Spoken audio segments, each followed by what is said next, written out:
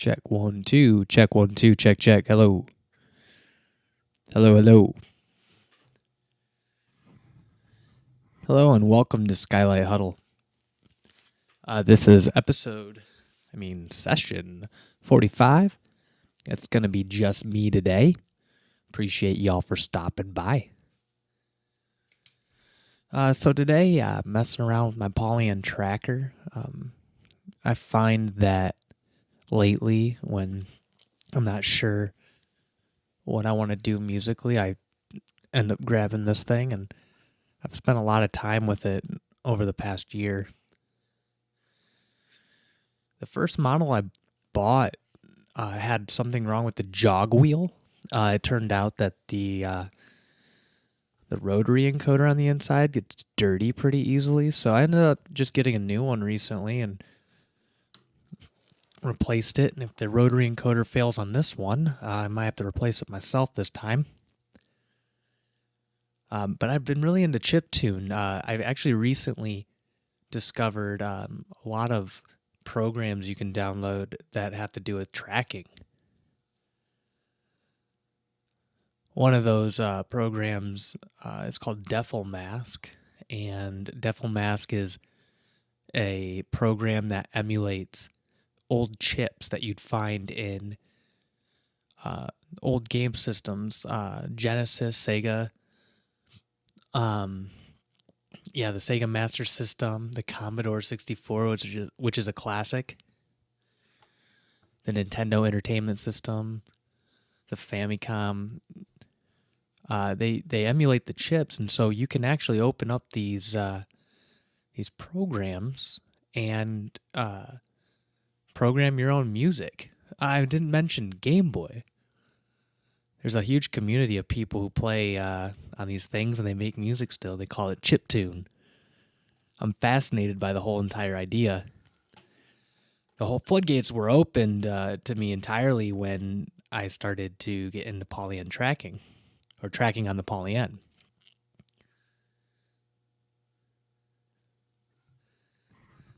So this is with the old trackers, they would actually send code data, it's like on a spreadsheet looking interface, and it would send code data to a microchip, and the microchip would have different waves that it would trigger on the inside, like oscillations, pulse waves or square waves or triangle waves. Depending on the system, it had different things. And I just found with the Polygon, it takes it to the next level. There's another tracker, and the name's escaping me right now, but this isn't really new territory. Polygon's not really breaking into new ground, but I find myself really excited about the possibilities that this allows in terms of the tracking environment. Today I'm working on some chiptune stuff, but you don't just need to sample, or you don't just pull from a chip anymore with these little oscillations, these little tones. Now you can actually, put samples into this thing, and you can make it play back, recordings from the radio. It even has a built-in radio transmitter in it, or receiver, so you can receive radio signals. The whole thing fascinates me. Today I'm going to do some chiptune. Not true chiptune, because I'm not pulling from a chip. These are recordings from old game systems, so they recorded a sample from the game system, and I'm putting it in here. And I'm just making music with it. One of my main focuses today is going to be on volume and dynamics. I noticed in a lot of my early chiptune songs, I didn't mess too much with how hard the sounds were hitting, and everything as a result became very flat and stale. It was just a lot of noise. There was interesting things happening, but it was very tiring to listen to. So my hope today is to kind of get into that. I have some ideas. I've actually composed about 24 patterns on here. It's quite a bit. But we're going to start from scratch on a new pattern. I have some pre-made or preloaded samples in here. What are those samples? Well, I have a drum kit. Let's listen to this.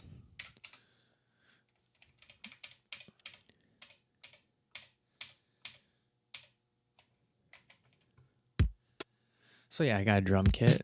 It's all assigned. Each key has a different piece of the kit.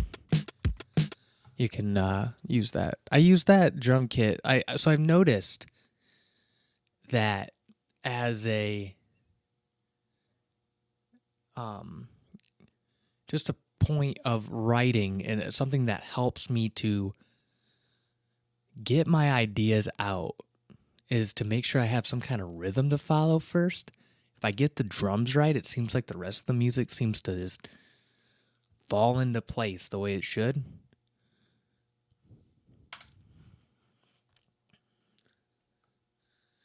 So that's what I'm gonna do first. I'm gonna compose a drum beat. So, not a drummer, but I usually start with just the four on the floor sound or pattern. So here, let's do this.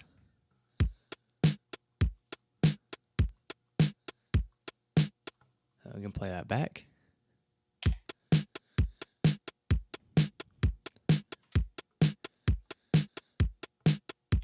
That's fine. A little boring. So I look for snare parts. There's a snare here on the fourth tick of the pattern. I'm actually going to slide that to the sixth tick and replace the fourth pattern with a hi-hat. And it gives it kind of a shuffle. I'm sure there's proper terms for all these things, but I don't know. I'm not a drummer.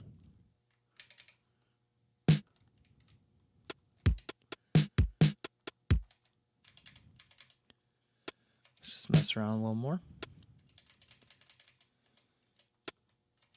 I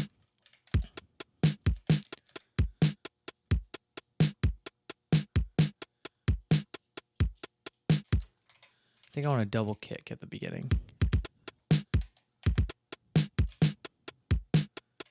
And another one here. Maybe we'll shuffle that snare as well to the four.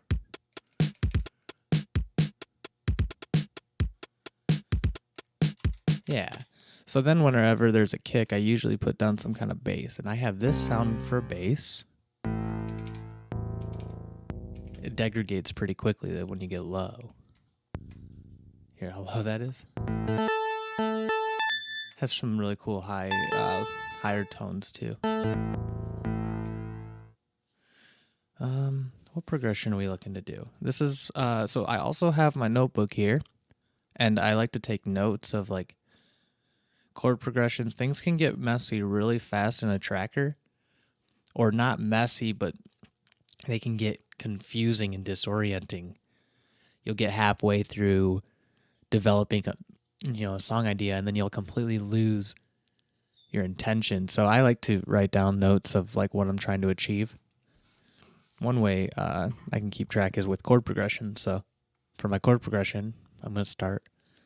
Let's do a 4, 5, 1, 6 progression. I don't know what that's going to sound like, but and we're in the key of A, so that's going to be a D, an E, an A, and a C sharp minor. No, an F sharp minor. There. I write that down, so I keep that down on the table here so I can keep track. All right, so here is the D. And wherever there's a kick, I'm going to I'm going to put a bass note.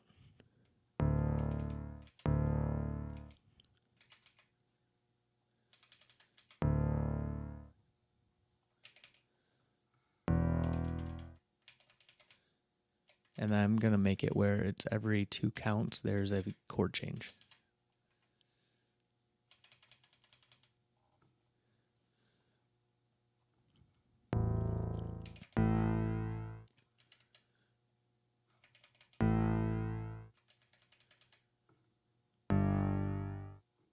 And the F sharp.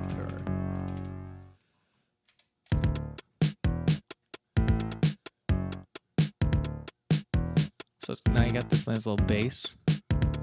And then like in the other areas where there's snare and stuff, I might put in, you know, a different piece of the bass line, or maybe I'll add in like, you know, some chord stabs. Kind of like that. Pretty basic chord progression. And it's also short too. It's only 32 ticks long.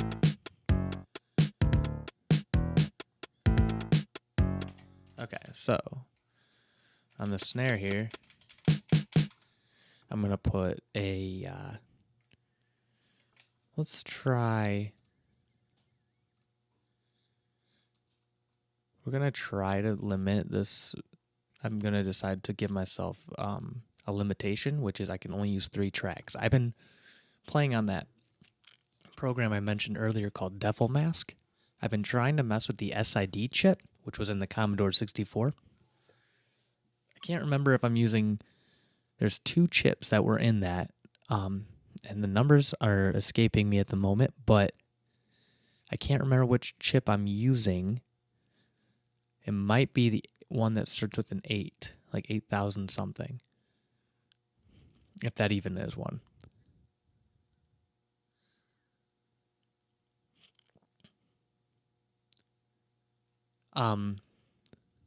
But I'm limited to 3 tracks on that, which is pretty remarkable. Like, there's some really cool music made on the Commodore, and a lot of it was written with just 3 tracks. So 3 notes could trigger at a time, but no more than 3. So you have to figure out a way to do a bunch of stuff with only 3 voices being able to be registered at one time. It's what gives them 8-bit chiptune sound. It's like iconic glitchy sound.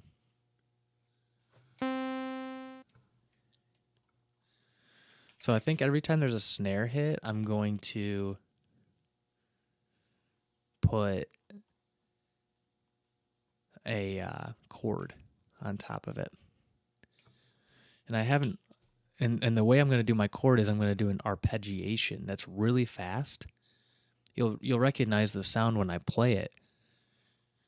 It's extremely fast arpeggiation that makes it sound like a chord, or at least that's the idea. It was supposed to play multiple notes at once so our ears register it as a chord, but it doesn't sound like a chord so much as it sounds like winning a winning a game of pinball or something. It's really fun. Hold on. So we're in within the first 8 ticks. We are in a D chord, D major, and on the 6th tick, we are going to put our chord. But first I'm going to program this thing to actually run an arpeggiation. So I'm going to select that effect.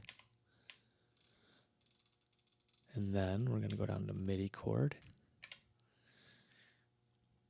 Okay. So with the arpeggiation effect, you get to decide how fast you want it to be. We'll adjust that in a minute. And then let's put our chord in. So we're going to just start out, since it's a D major chord, we're going to do the effect is going to be a 0, which stands for the arpeggiation effect. And then you define how many steps you want it to jump from the root. So I'm going to program in a D here. You know, I hear it doing its thing. And I got to also make sure that I shut off the effect here. or else it'll arpeggiate the bass. You hear how it did that glitchy sound? It might need to come up a little bit higher in pitch. Let's hear what that sounds like.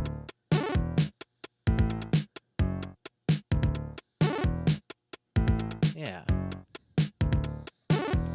So it's a D chord as a major chord.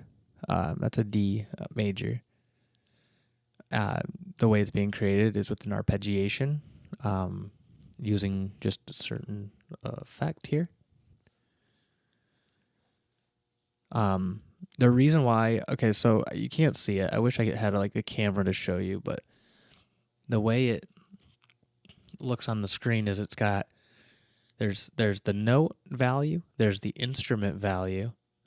In this case, D5 is the note value, 11 is the instrument I chose, which is that saw sound, that sound. And then after that, I get two effects. And one of the effects is set to be the arpeggiation. I have it set up to go at the speed of 0.4, which means between each tick, it's going to register 4 times. And after that, I have the next effect set to 047. 0 is the root. 4 is how many half steps above the root the note is. The 4 corresponds to how many steps above the root that note will be, and then 7 is the next number, and that corresponds 7 half steps above that root. So what we end up having is, since we are playing a D chord, we have the D, we have the G sharp, and we have a, let's see, hold on, I messed up.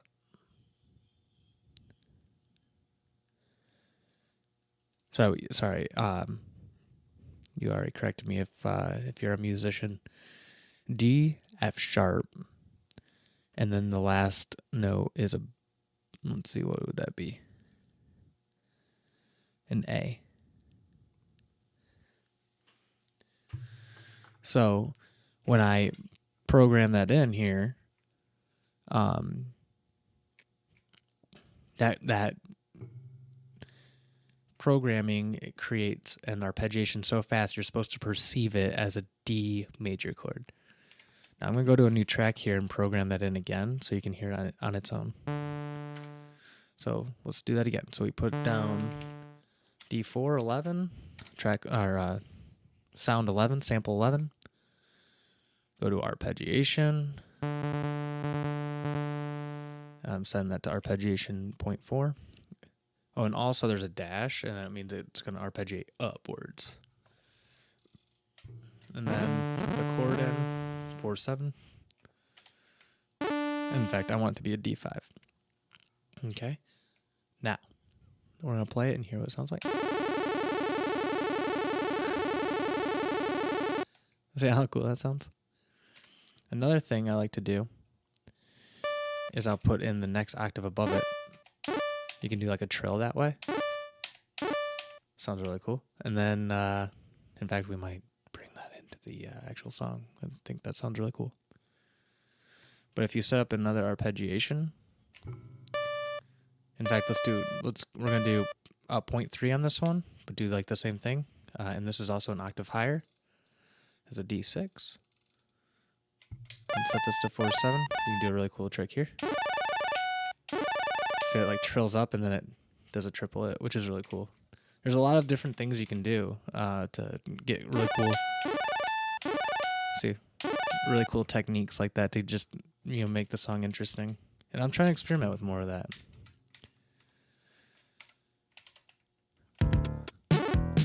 Yeah. So let's see. Let's set this to a D6.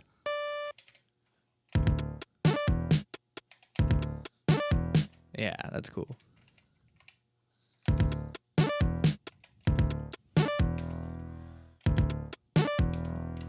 And also, I need to, we're going to do some volume automation on that drum real quick. So And also after that, we're going to do automation on the bass. But before we do that, I'm going to mute track 2 so I can just focus on the drum.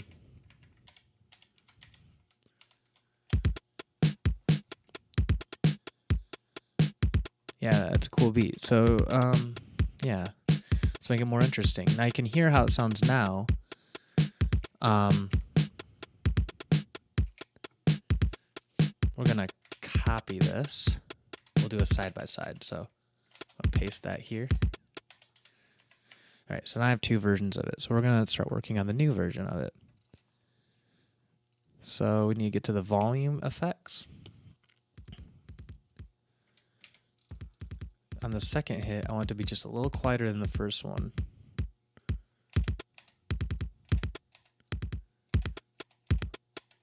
Yeah, it's good. And then I'm gonna make it on the 4th hit, which is a hi-hat. We're gonna make that quieter. A little louder than that. Let's add another hi-hat after that. Let's see what that sounds like. And then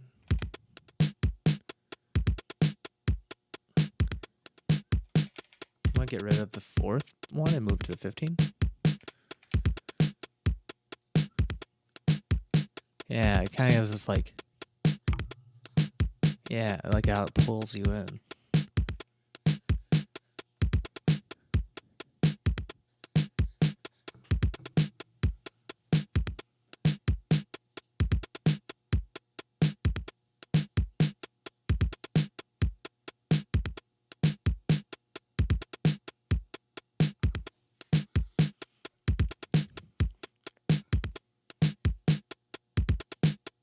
Just checking my stream.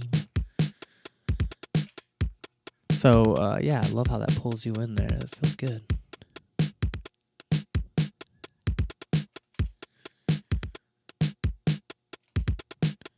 I want this this snare to hit a little harder. I think if I hit a mute here, maybe it'll help. We'll see. Hold on. Yeah, not too much, but I'm gonna leave it open. There's like a function, I think. I haven't done this yet. Called gate. Let's see if I can find that.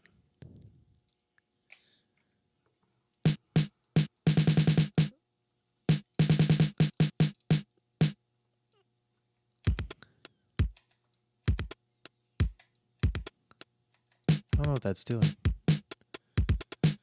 Yeah, we'll leave it on there. I don't know if it's doing anything though.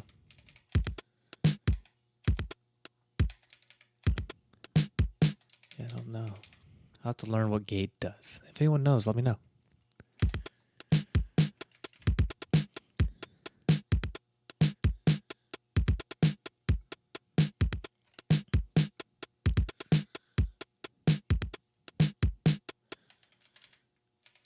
I feel like this second snare hit needs to be a little quieter.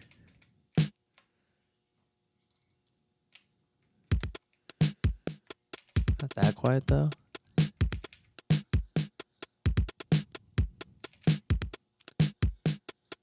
Maybe a little louder. A little quieter. What if I rolled it there? With a quieter roll? That sounds cool. A little louder. Get rid of that. Put another hi-hat here. You can see how I kind of like, changed it over time to kind of fit like a cooler vibe. Now I feel like that's more interesting than before. Trying to in the framework of tracking, it's so gridded out and everything's just so lined up. I look for ways to make it feel more organic. It's one of the challenges that's fun about tracking.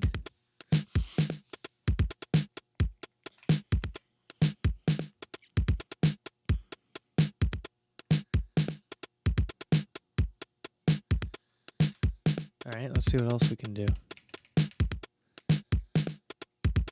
I'm gonna get rid, do some volume here on the second kick on take 11.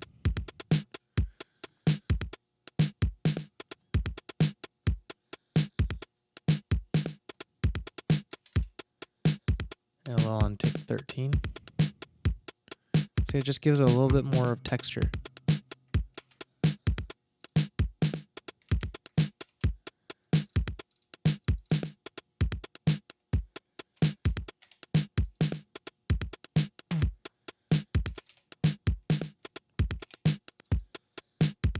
Let's hear what this sounds like.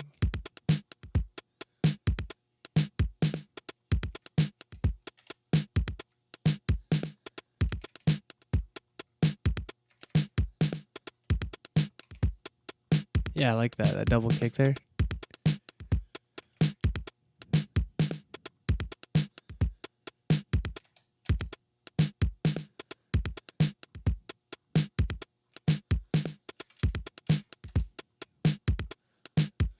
Maybe one more hit on the snare. A little quieter.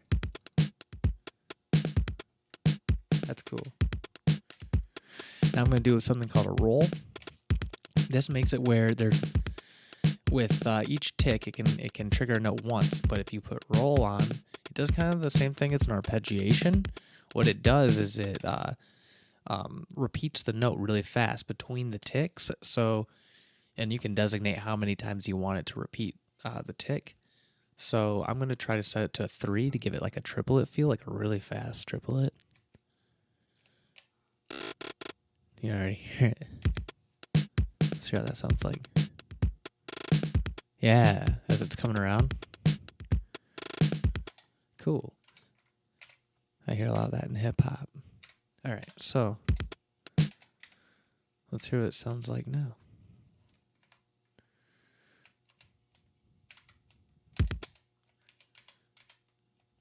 All right, so this is the original. So it's all just the same volume, right?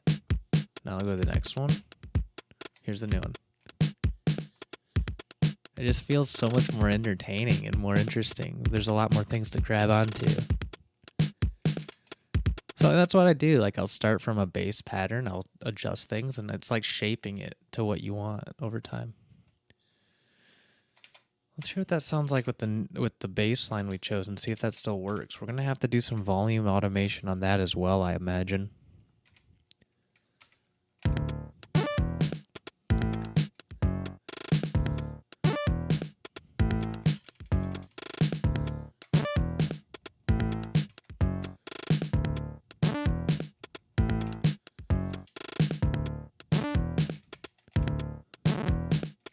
I think we're going to leave it open like this.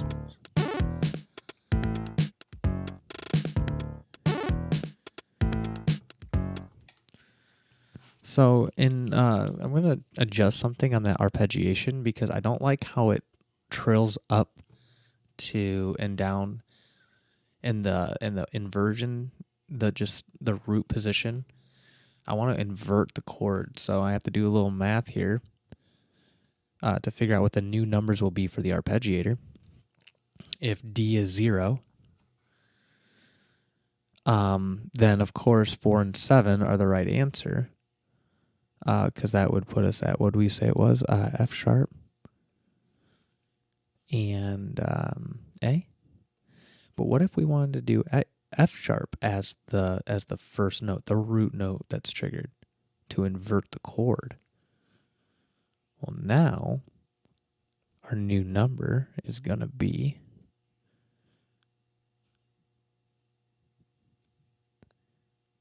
3/8.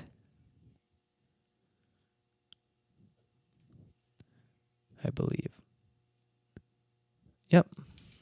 So we're going to change that D5 to an F sharp. 5. And then we're going to change our number to a 3/8 if I'm allowed to.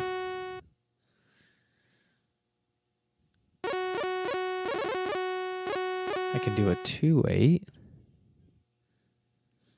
What would that give me? It's F sharp here. That would give me an A flat or a G sharp. Let's see if that works. Kind of works. I'm okay with that. What does that end up being? Like a, let's see, F sharp, G sharp, and a D? Is that some kind of like diminished chord? No, it's not, because that's a major second there. I guess it's just like a sus chord.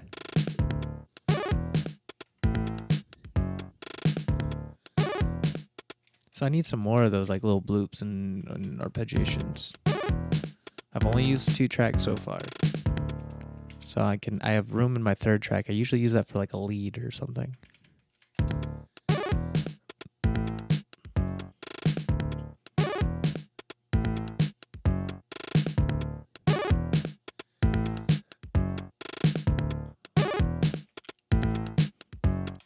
All right, so let's see.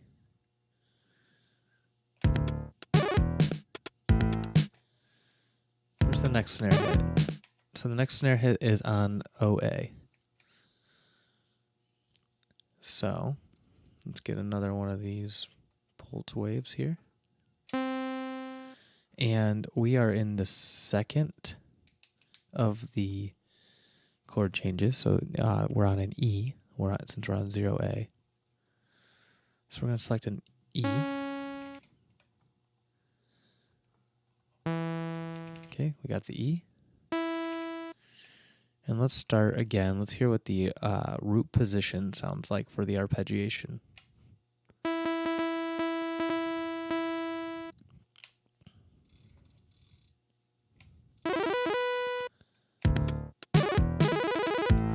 Yeah, that's cool.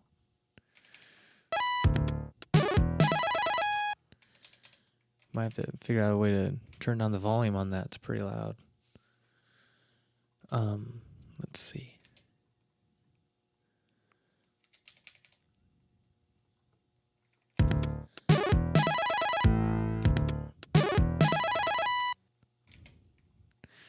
You know, we've been using this saw, but maybe I should use a pulse, because that sounds way cooler. Did you already hear that? That's the sound we're going to use for this. God, it sounds so cool. All right, hold on. Let's go here, and we're going to cut it off at OE. I'm going to cut it off now at OC. Now I'm going to cut it at D and see what it sounds like. Yeah, I kind of like that more. Because it's cutting, it's hitting that next bass note, so we have to make sure we cut the effect off before it gets to there. There he goes.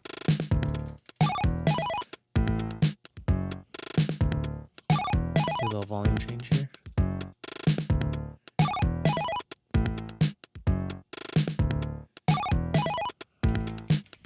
Let's turn down the volume of 12.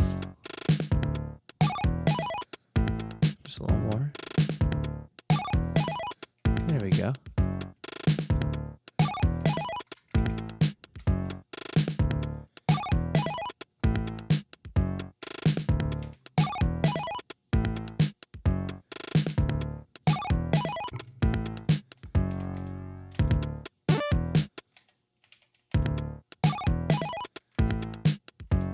Okay, cool. So now that we got kind of that framework, now adding more parts to this is going to be cool because we already have some notes in there. So there's already some inherent limitations. So if I was to only stick on the 2 tracks I have and I wrote a melody between the 2, the note would get cut off every time the next note appears. So I'm actually going to limit it even further to 2 tracks just to see what I can get away with a melody. That's going to be my melody tone.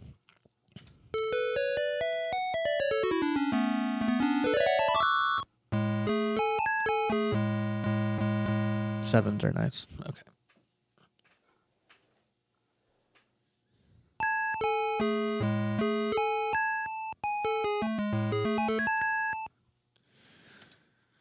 So let's start out by deciding a melody. I'm actually going to record the melody into my third track, but I'm going to try to pull elements from that into the other tracks. This is a technique I'm using recently. Also, you're going to hear me putting notes in and hitting the delete button on here, which means every time I hit delete, it's going to skip. I have this step jump. Whenever I program a note in, it jumps 2 ticks. So I'm going to hit the delete whenever I want there to be space, and I'm going to kind of create a rhythm. So let's see. Let's say the melody is...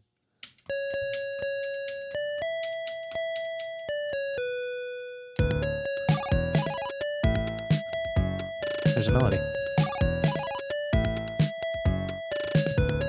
So now what I'm going to do is, because there's room in track 2, I'm going to copy the next 2 notes and paste them there. And now I'm actually going to mute track 3. So now the intro sounds like this, or the beginning of it sounds like this. See, so now I got those 2 notes in there and it gets cut off by that arpeggiator. And it sounds really cool. So the next note that I can access is this D5. So let's copy that, paste that over here. Yeah. Here's the next note. And here's the next 2 notes. So now the whole pattern sounds like this.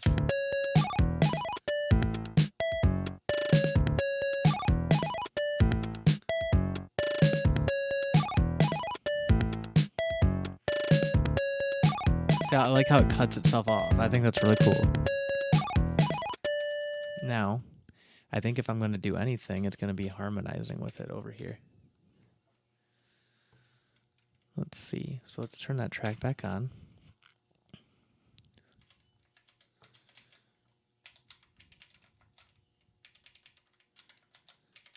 So there's the 2 notes together. And let's harmonize it by like a 5th down, or a perfect 4th down, I mean. So what would that put us at? That puts us at a B, or not a B, but a G sharp. Okay, I thought I'd like that more. So let's go down even further to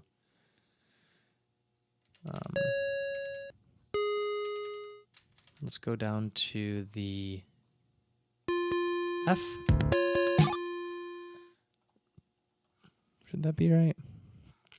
No, F sharp. E, I mean, that's the sound. Okay, let's have it cut off here. And I'm going to put that D5 back in there.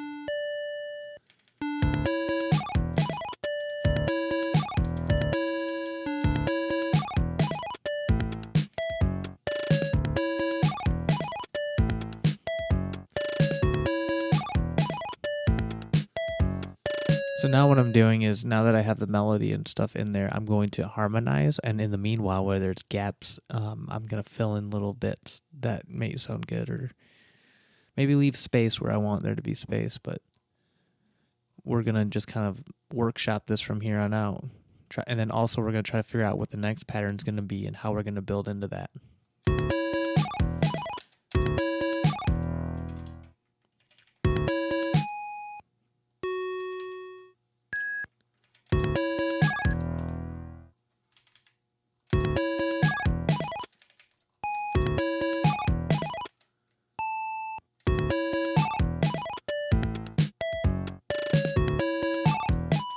I think it'd be cool if in that spot there it glides up to that higher A.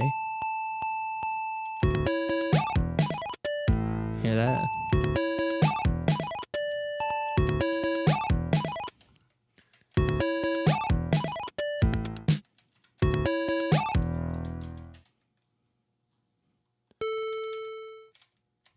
slide back down maybe?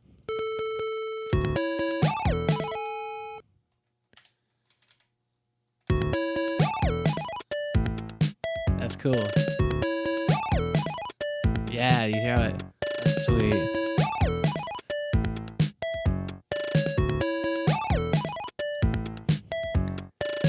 need to do a little volume on that second slide because I don't want it to be so abrasive. There we go. There we go.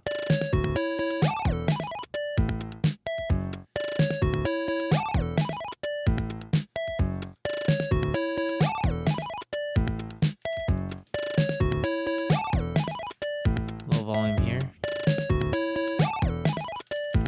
Little volume here.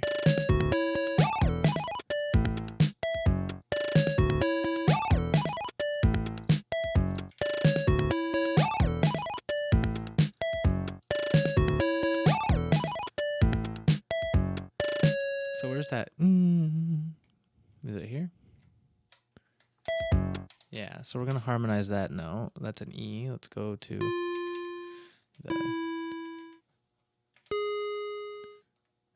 the G sharp here.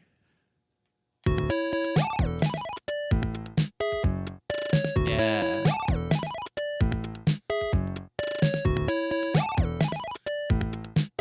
We're still only on 3 tracks here.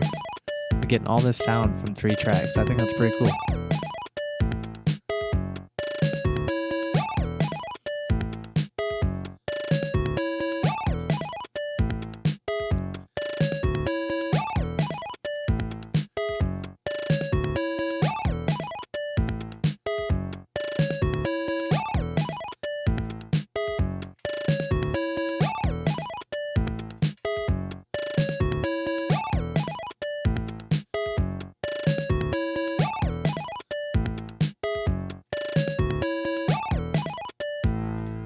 With this note here as well.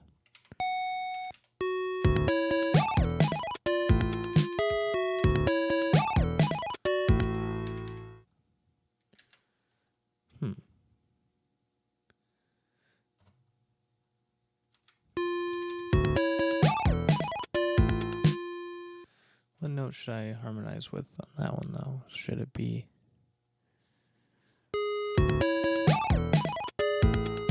that's the note right there.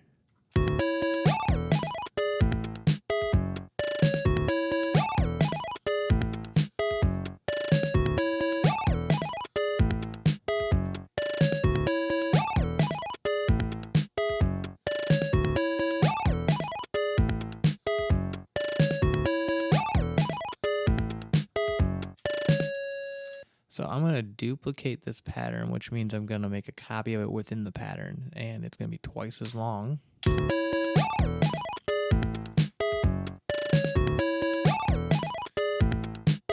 And then on the second playthrough, we're going to make the melody just a little different. So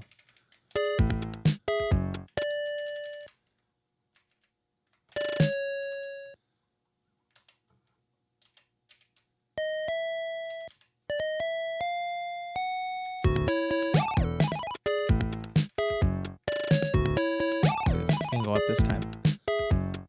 There it is. So now you can hear that. And now we need to harmonize with that E.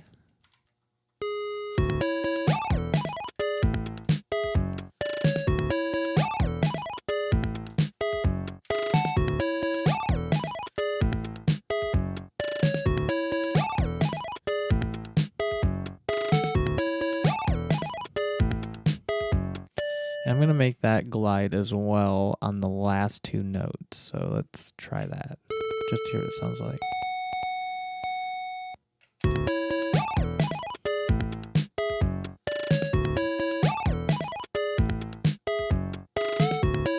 Yeah, that's cool. This might be one of my favorite things I've ever written on here.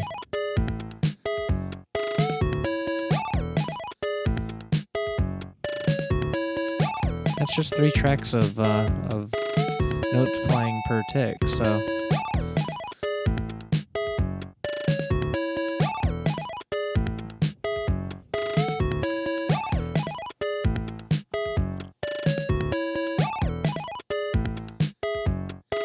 It'd be really cool to take an idea like this and figure out a way to play electric guitars and a real drum kit underneath it. There's a band that I'm really fond of that does a lot of tracking called Anamanaguchi.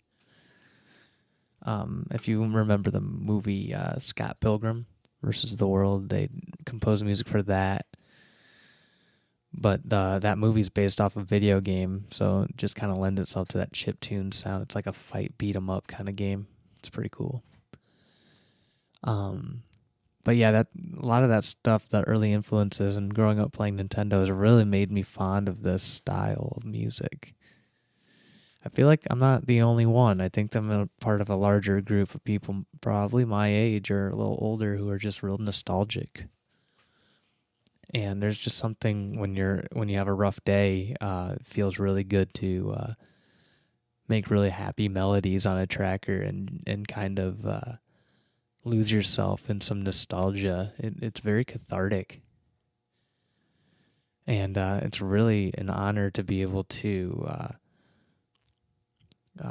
create music like this. I really believe it's something to be cherished, and I'm really thankful that, like, when things get rough, you always have music you can make, and if it's a little nostalgic, that's an added benefit. I love this. Yeah, I gotta limit myself to 3 tracks more often. It feels more like a Commodore 64, which makes sense. And of course, I got that real drum set in there, or that realer sounding drum set.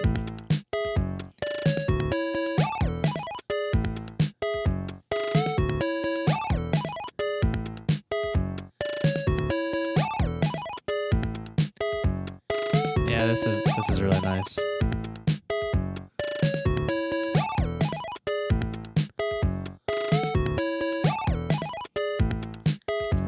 Where would that go? That's the question. I always struggle with getting to the next part, but maybe it's like, is it the same chord progression?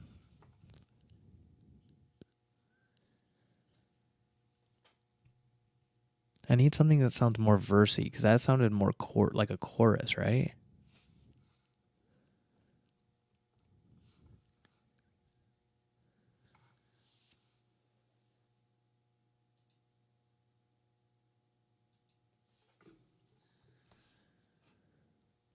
I could like double the length of each of the chords, maybe. What would happen if I went for the verse or the next section? I only got a little bit of time left to record, but maybe I can dip into this real fast. We're going to hang on a D, and then we're going to go to an F sharp minor, and that's going to be the whole progression for the verse. Let's go to the next section. Okay, remember, start with the rhythm. So what's kind of a verse rhythm? Well, it feels versy. Probably not a lot of snares and kicks, or it's probably more like hi-hat sounds. I'm going to put down just a fast rhythm, like.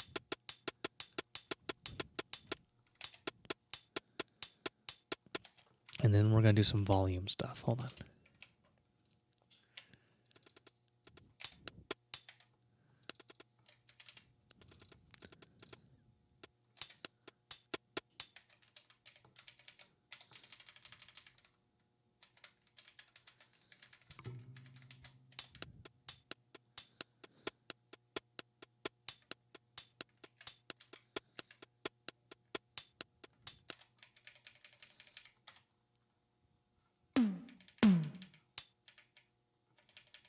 Okay, now I got the volume in there. Let's try to.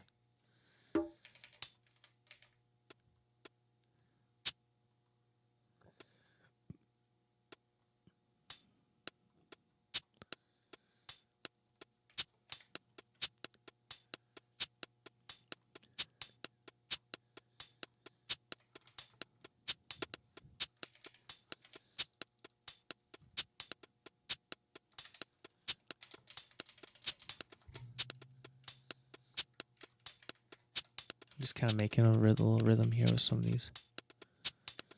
Yeah. It feels good. It feels like it's like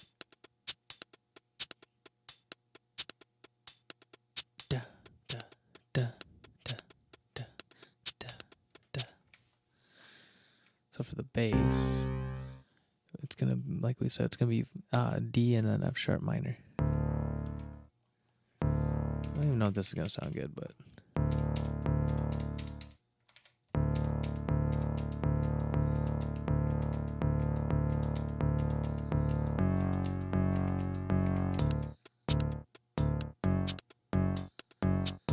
let's double the length of that because I think I'm gonna add an A. So it's gonna go D for the first quarter, F sharp minor for the second quarter, and then A for the last 2 quarters, for the last half.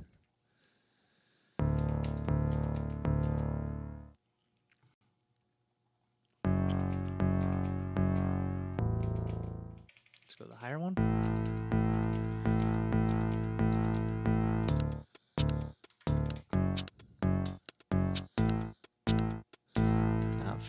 Not feeling it. Let's do the same thing. D, F sharp minor. And then go to like the third, which would be a B minor. No, it would be a B minor. That was right.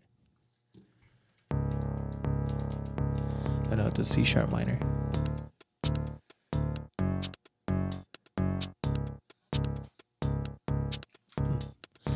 We're gonna work with that.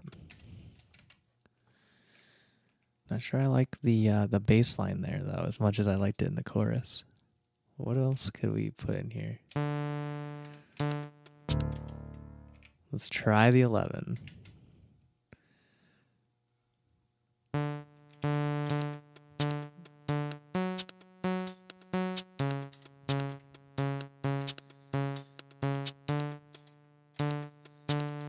So it's going to be chords on the 4 and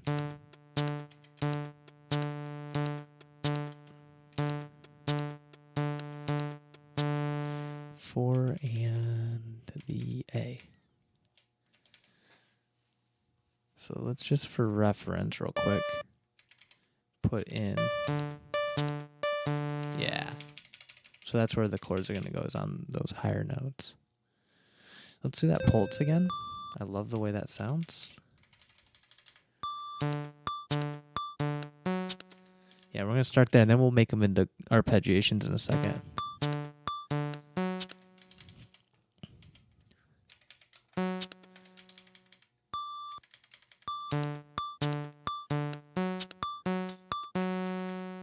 like how clicky that is. Oh, yeah. So now we're on the C sharp minor. So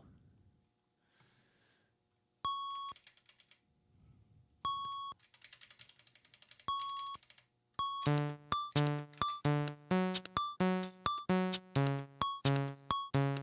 kind of like that. Let's hear what it sounds like as a chord. Just curious.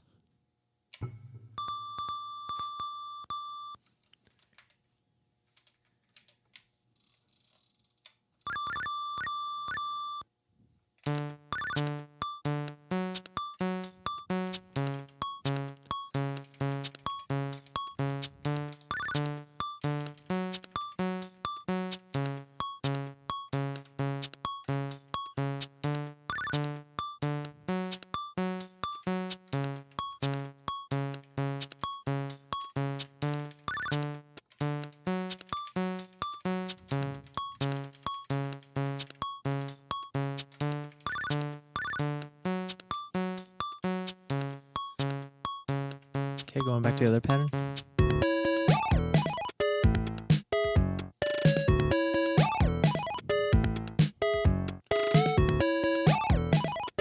Go on the other pattern. Alright, here we go.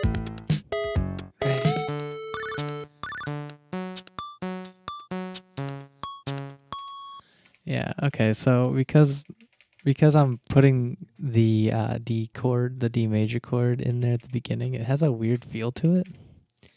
Doesn't feel like it's an A right now, which I'm trying to work with it.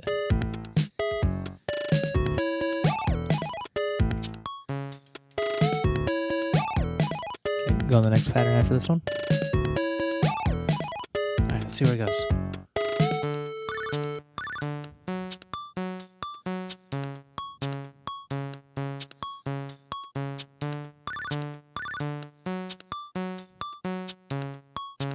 Kind of like it. It does definitely turn out its head a little bit, but yeah. All right, well, we're going to wrap it up here, but thank you folks for tuning in. That was episode or session 45, I think, and I really do enjoy doing this. I mean, I'm mostly doing it for me, for myself, for the future, to like kind of look back on this and kind of know what I was doing at this time. That's really the essence of Skylight Huddle, is just to capture moments of my musical growth. So I try to talk to myself a little bit in the future, kind of explain what I'm doing, and to see like where maybe I picked up some knowledge around this time that I can go back and observe it. And music is such a vast subject. I find it very challenging to contain it all in my head. I have to write. I have notebooks and ideas and all these things that I find it sometimes a little overwhelming. So just having some kind of video and audio evidence of what I was working on is kind of cool.